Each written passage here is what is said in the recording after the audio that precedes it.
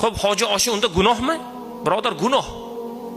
Keling, men sizga isbotlab beraman. Yetimlar bor, och. Sizni dasturxoningizda hamma boylar. Birodar, siz biling, sizni marosimingizga kelgan odamlarning yarmidan ko'pini siz chaqirgan dasturxondan o'zining uyining dasturxoni ziyoda. Undan zo'rki kam emas.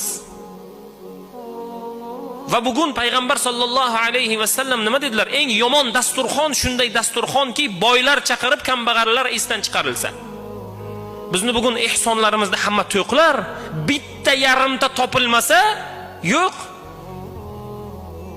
Siz mayli, men shunday odamlarga rahmat va barakalla aytaman. Yetimxonadan, kam ta'minlangan boylarni qo'ying, qarindoshlarni qo'ying. Aynan kambag'al bechoralarni chaqirib o'shalarga ziyofat bering, mashalloh, qo'lingizdan kelsa.